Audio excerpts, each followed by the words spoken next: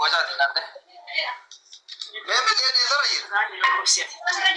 ايه مليان نويه بقى مدلنا نجرا كنوا ايه وي غرق جيت دكتور السلام عليكم ورحمة الله وبركاته. كم جرتني نجا فيا كيسني بقى نجا جراتني الشمال كفوني وبلينتي يا من تبرال لي كم فيا كيسني بقى نجا جراتني سنين جدا الحمد لله أن نجا جرا أسمان دكتور أصلي congratulation بقى جمدي سبب بي تيك توك نسا ميلين سين ودان كان سبب فتشو نمني سرفرايز قولي كنافو ما شاء الله مسرب سياقود دي سبكو قد دان سياقو سنجلنا قد دينا كان كيفينا أكاس مسربين الرساولشو مرقا رب سياقلشو سنجلنا إن شاء الله نتس وري تابتابين جرا تابتابين كونا برقوباو تجرا أكاس ما وري ربي سنلافسي كركارا تابتابي هاتو وربي سنلافسينين كركارا سننجدا wanti guddaan taabtaabiin suniyyuu faayidaa guddoo qabdi.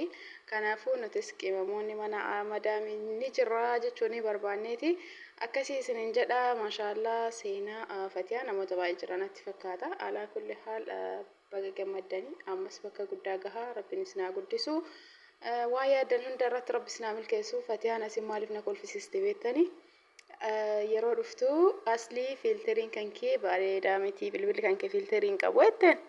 Achi laani qaba filterii bareedaa qaba jedhen yoo as fide jedhu achi itti toluu didee akkana fulalaaltee itti toluu didee dhokachuu jalqabde booddee ittuma dhiistee duuba deebite na viidiyoo dhumarratti ni argitaniin jedha. Achi booda maal gootee deemtee bilbila ofiitiin gastii galte.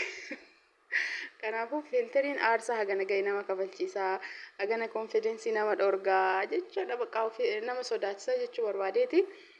Na akkasii isiniin jedha walumaan dhageeffannaa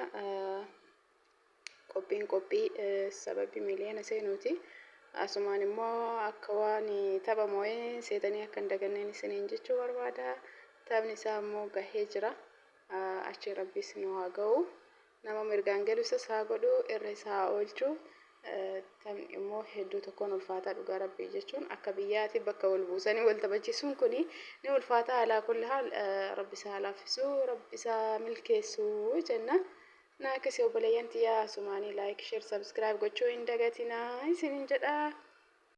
Dhiifama obboleeyyan sagalee isaanii beekumaan saayilentii godhe sababiin isaa muuziqaa keessa jira kanumaaf saayilentii godhe inshaalla kadhumaa kanarratti haasaa isaanii wajjumaan dhageeffannaa isiniin jedha. Nafana tura haasaa babbareedaa haasaa jiranii asliin akka badaa nafaarsaa jechuu jira.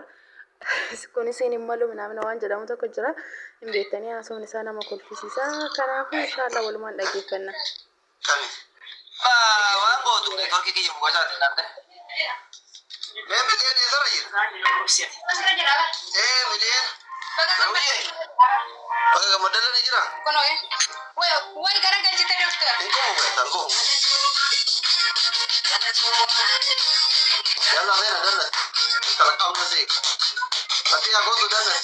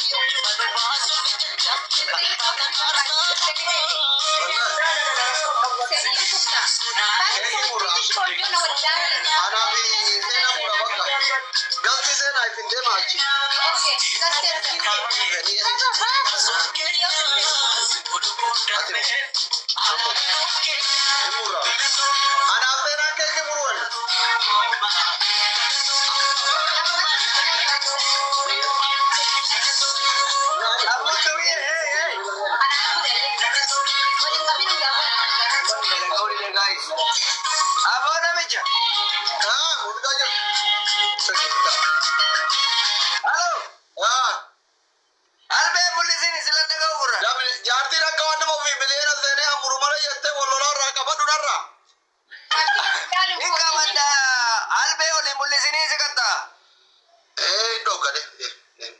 Doya kade kade. Kakak itu mamudi jirami kulala. Okay, go ahead. Seri.